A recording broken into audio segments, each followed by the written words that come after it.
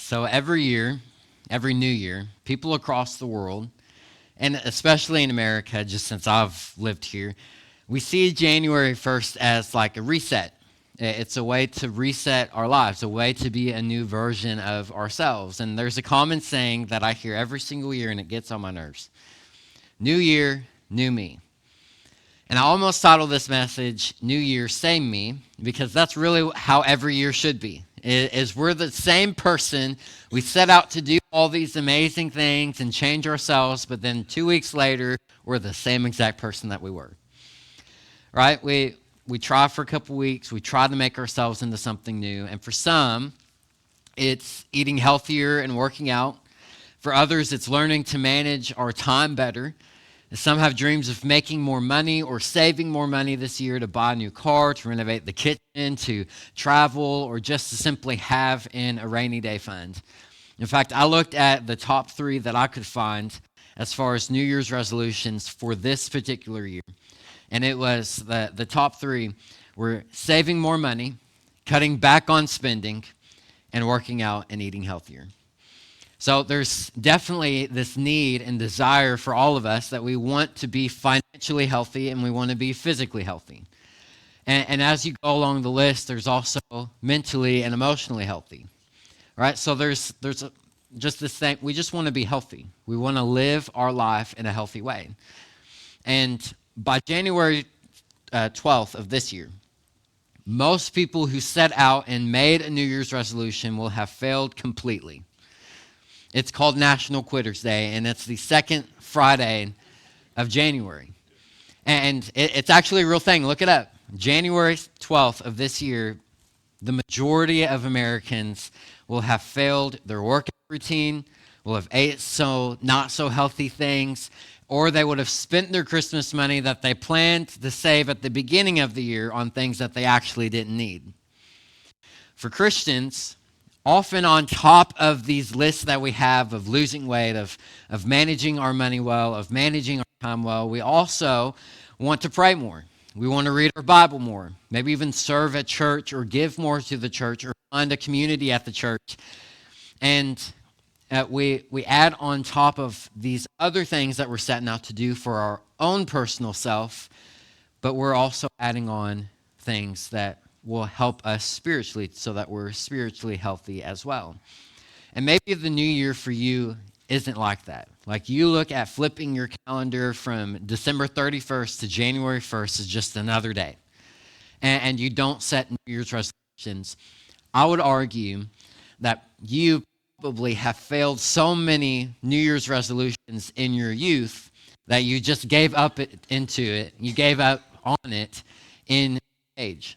Right? In your experience, you're like, I can set out to do all these things, but I know myself better than that. I know I'm not even going to do it, so I'm not even going to set it. I'm not even going to set myself up for failure. Now, I do think that from December 31st to January 1st, it's just another day. You're still going to have the same stresses. You're still going to have the same problems. You're still going to have new problems in this year that you didn't have last year. And we all understand that. But I do think that January 1st can serve as a good reset to where you are spiritually, where you are physically and mentally, emotionally, financially, and how healthy you are in those areas. And as you look at those areas in your life, how can this year, not because it's 2024 and there's something special about 2024, but simply, how can I seize this opportunity so that at the end of the year, I'm healthier then than I am right now in all of these different areas. I was listening to a podcast, and one of the pastors on the podcast said something like this. I didn't quote him, so it's not a direct quote.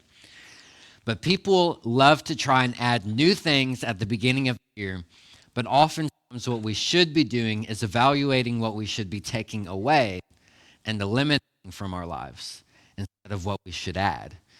See, most of you have so many things in your life right now so that when you add these things of, I'm so busy, I barely have time for my family, but I want to work out and be healthy, and I want to look like Chad Hensley.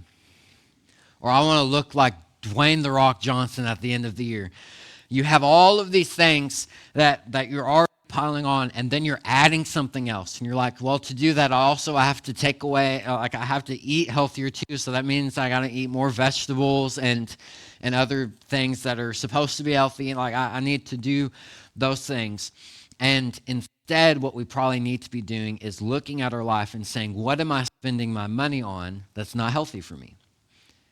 And so I'm going to eliminate buying those things, subscribing to those things in my life so that I can be financially healthier. Or maybe it's looking at your physical health and saying, instead of adding on this brand new workout routine, what can I eliminate from my diet? So that I can, at the end of the year, say, I've eliminated the majority of sugar. Instead of just indulging in all the sugar, I'm eating in moderation. And so at the end of the year, I'm going to be healthier, because I've done those things. Or if you're wanting to add prayer and you're wanting to add Bibles, like studying your Bible, right? Instead of saying, well, I need to add these things onto my busy schedule, what in your busy schedule do you need to eliminate so that you have time for those things?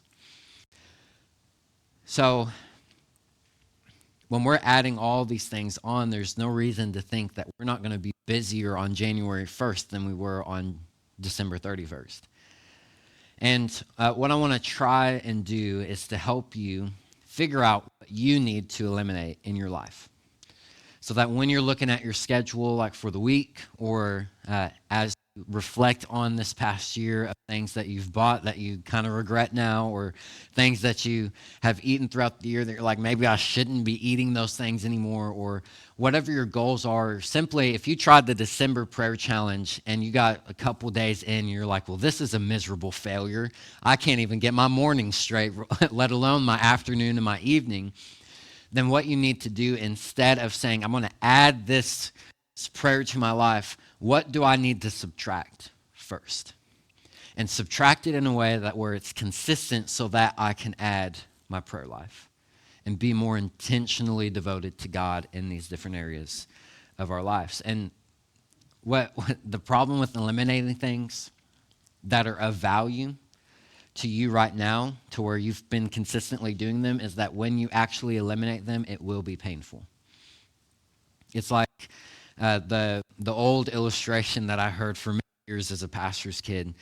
It's like the marble statues that they make. They have to chip away at different parts of the statue so that they can have the masterpiece.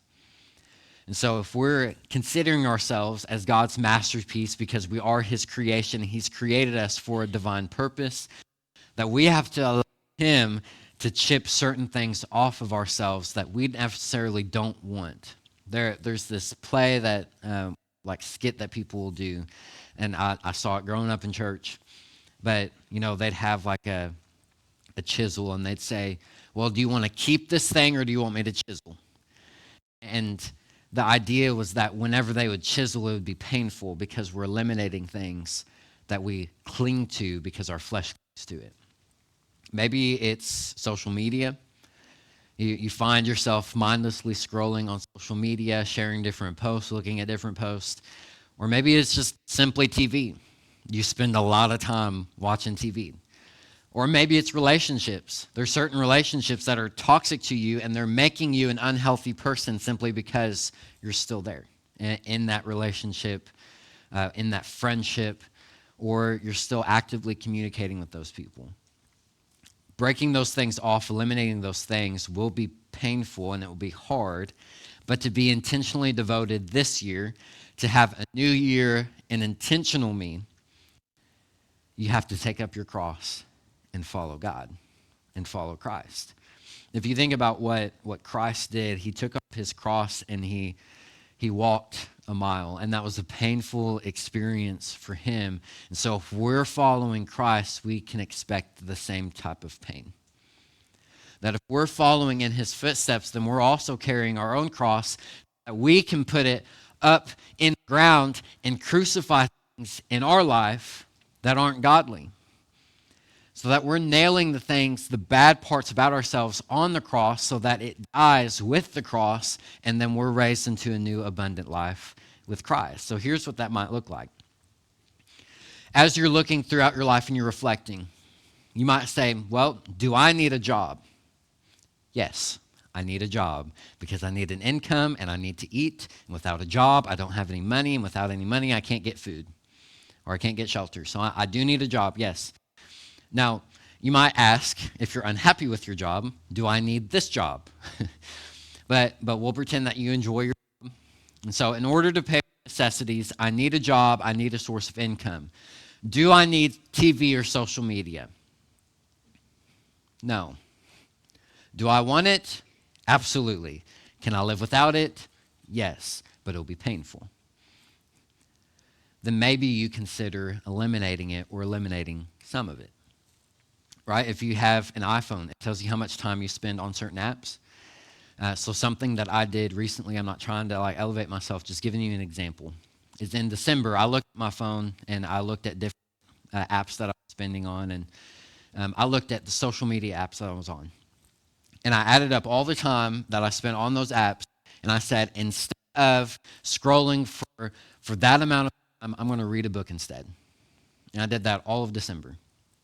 So I would take time out of my day, instead of adding on to, I'm going to continue to scroll on Facebook for an hour a day or something like that. And then I'm also going to add an hour of reading a book that I want to read to develop myself as a leader or just to simply enjoy. Instead of doing that, I said, I'm just going to eliminate Facebook for the whole month of December, or the majority of Facebook for the whole month of December, and I'm going to read a book and spend that time reading a book. So that kind of should help you. But I'm curious on if anyone will even try this. But I was thinking about TV, because I don't need it to live. I can live my life without TV because humans have lived for centuries and decades, thousands and thousands of years without television in front of their faces. But I was kind of reflecting on what Chloe and I do. And sometimes, not all the time, sometimes we'll have the TV on and we'll both be on our phones and we'll be sending things to each other on our phones that we're seeing on social media while we're still watching TV at the same time. And I sit back in those moments, I'm like, wait, I'm paying for TV, I'm paying for our phones, and we're using all of them at the same time and not even enjoying them to the fullest capability. We're watching TV episodes. Right now it's Duck Dynasty, but it's either The Office or Parks and Rec or something else that we've seen hundreds of times. And we're watching the same shows as just what I call, because my mom called it this, background noise. We want some background noise so that we can enjoy whatever we're watching on our phones. But I was thinking about that. I was like, how long do I actually have the TV on? And I'm watching something new that I haven't already seen and can quote to you on the spot. And I never actually did it, but I wonder about the same thing with you. How much, you might not be on your phone very much, but you might be watching a lot of TV. And so what I would challenge you to do is the next time that you sit down after work to go and turn on the TV, get a stopwatch on your phone or write down the current time. And then when you turn off the TV to go to bed, see how long that time was. There's your screen time if you don't use your phone. Right? There's your screen time. And what if you were to say, hey, I'm spending 4 hours in front of my television, not even caring about what's on. But I have a show at 7 o'clock that I love to just be fully invested in. But I'm watching TV from 5 to 7. I'm watching that show at 7, and then I'm watching the news, and I'm getting in a really bad mood from 8 to 9, and then from 9 to 10, and I'm watching those before I go to bed. What if you said, instead of adding prayer to your evening, saying, I'll eliminate that 5 to 7 period. And I won't necessarily pray for 2 hours, but I'll take that time to pray, read a book, study my Bible, or just spend time with my spouse and my family. And then when it's 7 o'clock, I'll turn on the TV because that's what I enjoy. I enjoy whatever show it is. For my mom, back in the day, it was The Bachelor. But you would watch those, and then at the end, maybe I don't want to wind down getting frustrated with America by watching the news. So I'm just going to eliminate that. I'll read the newspaper. I'll find out somewhere else the news that I want to know. But instead of getting frustrated at the end of the day with everything that's happening in America and overseas, I'm going to end my day in prayer, in silence and solitude, in working on myself and my spirituality and my connection and my relationship with God instead. But, you know, unless you do it, you're not going to know how much time you spend on TV, and you won't see the opportunity that you have to eliminate things that you enjoy. Because I know after work, you just want to sit down, you want to relax, you won't want to do anything. But if you can eliminate those things, I promise you that God will bless you with more rest. So to start this month off, what I would suggest that you do and encourage you to do is look for one thing that you can eliminate for the next 11 months. These are practical things, what I'm about to talk about, the practical things that you can start doing today so that in the months to come, you can actually take these things and do them and practice them. So they're very simple, and you probably know all of them, and I'm fine with that. But find something that you can eliminate, just one thing. Don't try to eliminate your entire life in one sitting, because then it won't work. Just do one thing. Say, maybe it's TV. I'm going to eliminate TV. Once you eliminate it, then add one thing. Don't add everything, just add one thing. And then make it a consistent habit before you add something else. So if it's prayer, we'll go on the spiritual side since it's church. If it's prayer, add prayer. And say, I'm going to spend 30 minutes in prayer every single day. So I'm going to eliminate 30 minutes of my TV time so that I can spend that time in prayer. Now, while you're on this journey towards the abundant life that Christ calls us, here's 3 principles and practices to help you along the way. And I'm going to use this acronym that I came up with called TAP. T-A-P. So you can tap into your intentional devotion to God. Thank you for laughing at that. That's what I was hoping for. Okay, so the T in TAP is tangible goals. And this is setting goals that you can actually tangibly and realistically achieve. As the old saying goes, we tend to overestimate what we can accomplish in a day, yet we underestimate what we can accomplish in a year. What I want you to do is set tangible goals so that you can at the end of the year say, I've accomplished everything that I could this year. Now, it's very simple. It's hard to practice because if it was easy to practice, everyone would do it.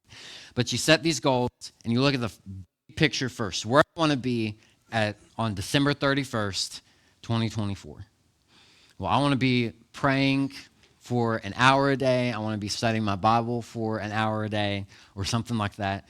And then, I want to be healthier in all other areas of my life. Well, that's great. That's a big picture. That's what you set out to achieve. And then you look at, where do I want to be in 3 months? Well, 3 months from now, it's achievable not for me to be all of those things, but maybe I can achieve the hour a day in prayer. And so I ruthlessly eliminate things in my life that aren't adding any value to my relationship with God and to my family and to myself. So I eliminate those things so that I can add an hour of prayer every single day. There's your tangible goal. And then you start setting smaller goals and smaller goals so that you're looking at each week, each day, here's what I want to accomplish. And here's what I set to do. And they're all bite-sized chunks. It's like another old saying, how do you eat a horse? One bite at a time, right? The goal is to eat a horse by the end of the year. But then when you start breaking it down into months and weeks and seasons and days, then you're like, okay, this is all I need to do. I just need to pray for 5 minutes in the morning. I just need to pray for 6 minutes this next morning. And then at the end of this month, maybe I'll get to 10 minutes every day for the month. And so I'll add another 10 minutes and I'll eliminate another 10 minutes of what I'm doing. So that way you're not just shocking yourself and saying no TV for the rest of my life, throwing away the TV, giving it away, selling it. Like that'll help my finances. I'll just sell all of my TVs in my home. I won't watch anything at all. You'll find yourself looking at your phone, watching TV on your phone, okay? Like you'll find a way to watch TV. But you look at these different things, and then you ask the question, how am I going to do that? Well, my goal this week is to find things that distract me from doing what I'm supposed to do and take up an unnecessary time. So then, week 2, I'll set aside 5 minutes in the morning to pray and study scripture. And instead of seeing those things, like I get distracted in the morning, like maybe you just get distracted in the morning because you wake up late and all those things. Instead of waking up late, I'll wake up on time and I'll set that time aside. And as you continue week by week, slowly building on it, then you'll achieve that goal. And then once it's a habit, you won't look back and say, well, I achieved this thing. You'll just look back and be like, wait, whoa, like I pray regularly every day. Like I'm just a praying Christian now. Like before I wasn't, and I set out to achieve these things, but I'm just the praying Christian now. Like I'm just a Christian who studies their Bible every day. And even though setting these goals in this way is a principle from the secular world, the Bible actually talks about setting goals and having deadlines and being intentional with your time. In Proverbs 21, verse 5, it says, the plans of the diligent lead to profit, as surely as the haste leads to poverty. And so what Proverbs is talking about is you got to have plans, you got to set goals, you got to do things, because those things will lead you to a profit in your life. Whereas if you just live every day however you want to, then it will eventually lead you into poverty. And maybe your poverty isn't finances and everything else, but it could be poverty in your spirit because you're denying time that you need to talk to your Creator, to talk to God. And so your hasteness of, that's not a word, but hasteness of a word, hasteness of your life with your spirituality instead of being intentional is leading you to a poverty relationship with God.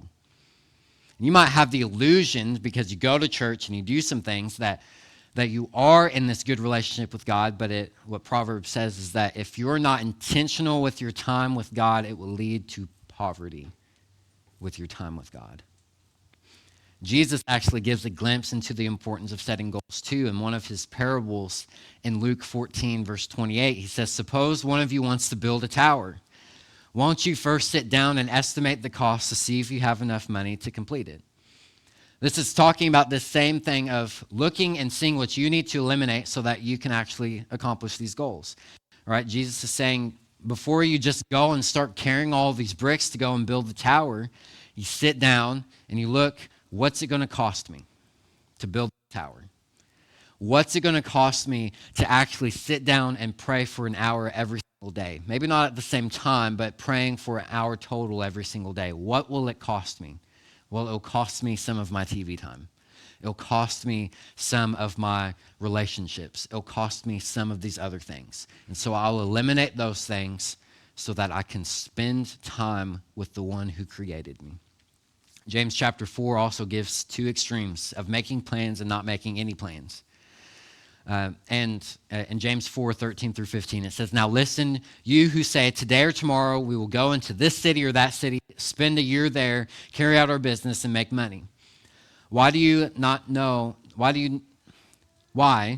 do not even know what will happen tomorrow. What is your life? You're a mist that appears for a little while and it vanishes. Instead, you ought to say, if it is the Lord's will, we will live and we will do this or that. Proverbs 16 lines up with that. Verse 9, it says, in their hearts, humans plan their course, but the Lord establishes their steps.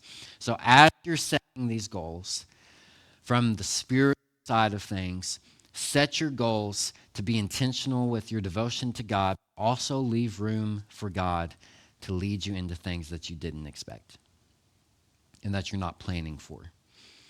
So we make these plans, and this is what James is talking about. We make these plans, and he's not saying you should never make any plans, but instead you make plans, but you also leave room for when God says, hey, I know you made this plan, but that's a terrible plan. You need to be doing this instead. And instead of saying, well, this is the legalism, I set out to do this, I got to do these things, you have that room of saying, okay, I'll adjust and I'll move to wherever you are and I'll continue to do the things that bring me closer to you. So you You set plans, you set out goals, but you also expect that God's going to change some direction. He's going to introduce some things that you didn't plan for because you don't know the future and he does.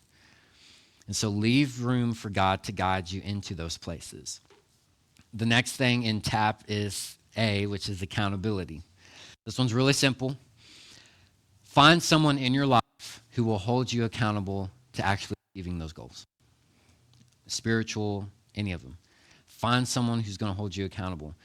If you go to a gym, there'll probably be someone there on staff who will hold you accountable, and we call them and we pay them to be a trainer. They're there to help you reach your fitness goals. With your spiritual side, though, you might look at me, and I'll be happy to help you and to hold you accountable, but you probably don't want that from me because that will completely change our relationship.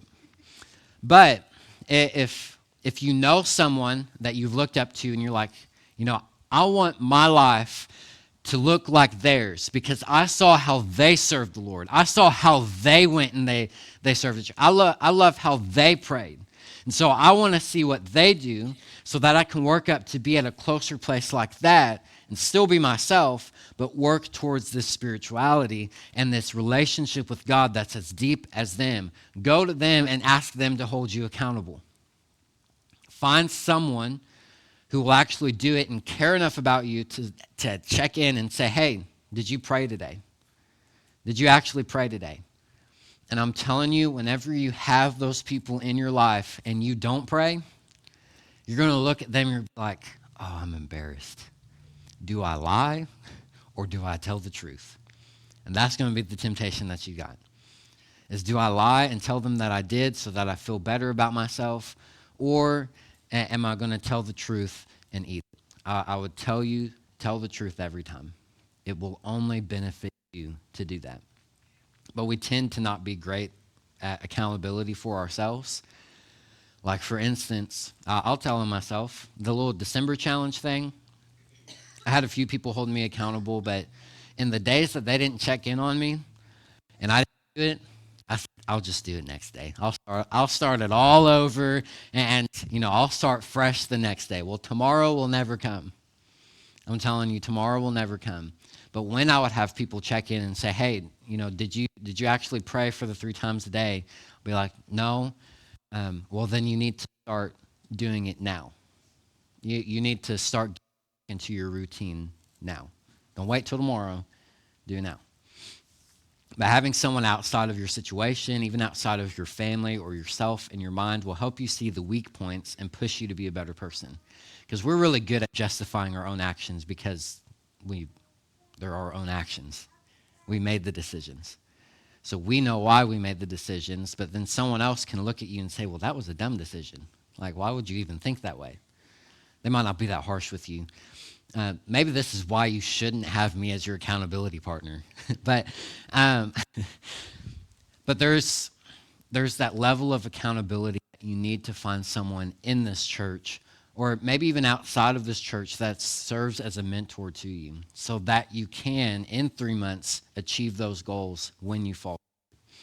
James actually teaches about this, having accountability and confessing to one another. James chapter 15, verse 16 says, therefore, confess your sins to each other and pray for each other that you may be healed.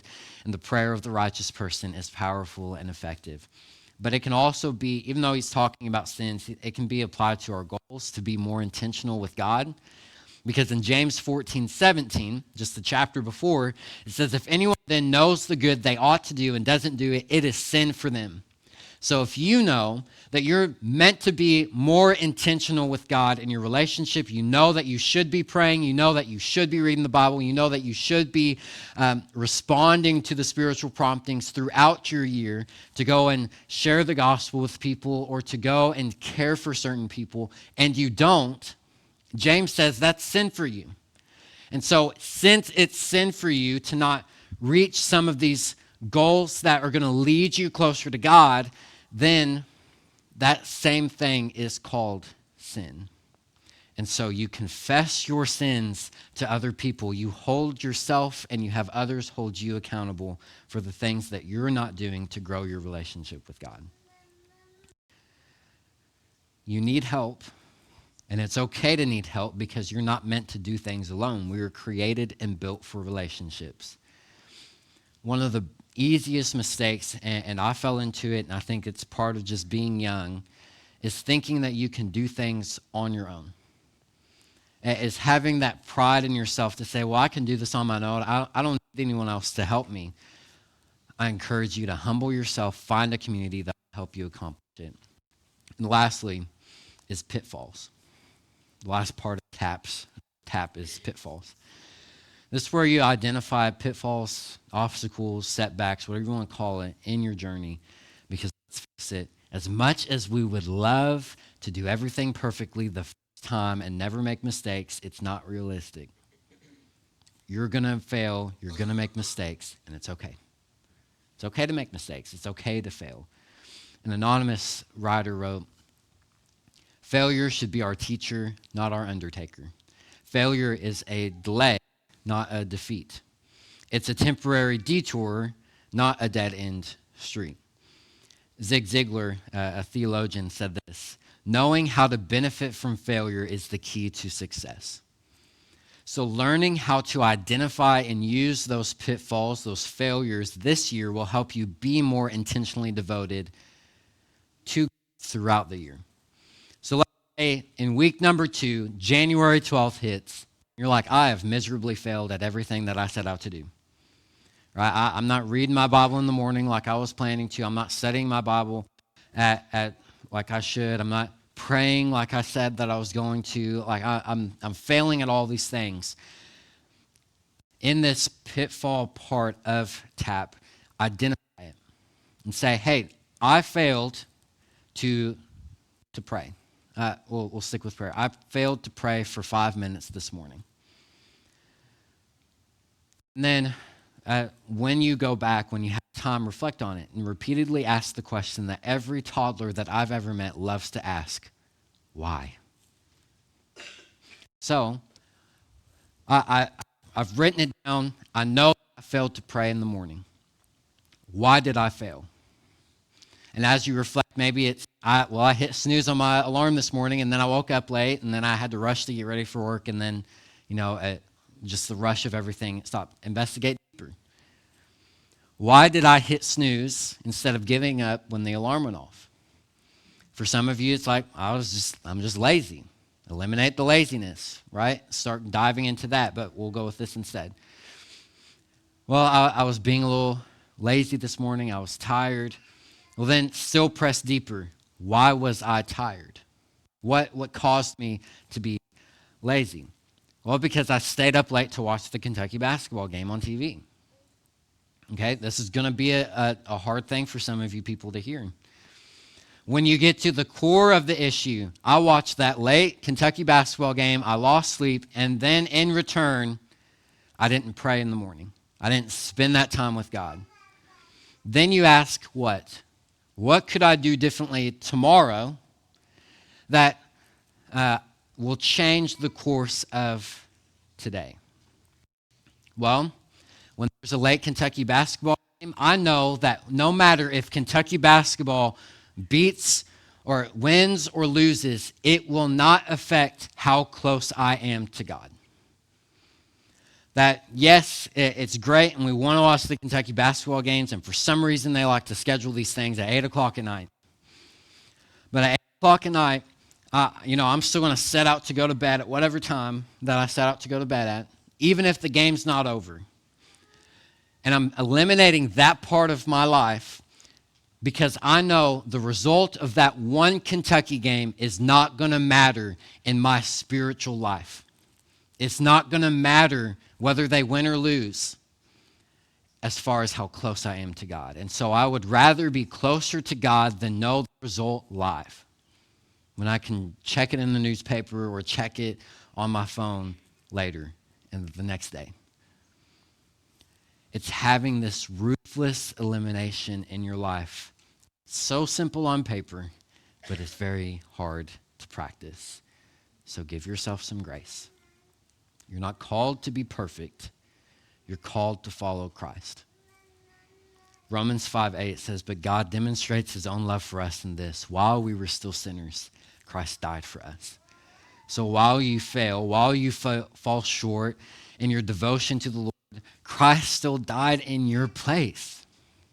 He still loved you enough that he died the death that you deserved because he loves you that much. And he says, even though they're going to continue to watch the Kentucky game at the end of the, or like at the end, and they're going to stay up till like almost midnight watching all the recaps and everything, and they're going to miss that time the next day with me, I still died in their place. I still love them. Yes, they need to be more devoted to me. They need to see all of the things that I can do, but in time they will. Romans 8, verse 38 through 39 says, "For I am convinced that neither death nor life, neither angels nor demons, nor the present nor the future, nor any powers, nor height or depth, nor anything else in all creation will be able to separate us from the love that the love of God that is in Christ Jesus our Lord. Our failures today and tomorrow does not affect God's love for you." Like when God created you in your mother's womb and he saw you and he didn't create you and say, man, I love him because in 30 years he's going to be amazing. He said, I love him now. And I know that in his 30s, he's going to be a miserable failure, but I still love him. And I'm still going to send my son to die in his place because I love him that much. It doesn't give you an excuse to not make the same mistakes because we're still working towards holiness. But to know that your salvation does not rest upon who you are today and who you will be tomorrow, as long as you're connected to the source, as long as you're connected to Jesus Christ, then your failures, your salvation does not rest upon your failures. It rests upon Christ and his death and resurrection and the salvation that he brings. So if you want to be more intentional this year, be more intentionally devoted to God this year, create tangible goals for yourself spiritually. Find people to hold you accountable spiritually and identify pitfalls and why you fail at certain spiritual things. Identify that some of these things are just the enemy pressuring you. And in Scripture, it'll say, whenever you're tempted, I'll always give you a way out. And so you identify, this is where I'm falling into the temptation to fall into these pitfalls. But I also see that God's revealing this way so that I don't fall in those same things anymore. So I'm continuing to strive towards holiness, not perfection. But to identify those pitfalls and see what you can do to fix them today so that tomorrow you set yourself up for success. And so it's my prayer for you this year. I'll be praying for each of you individually this year, throughout the year, that you find yourself being more intentionally devoted to God tomorrow than you are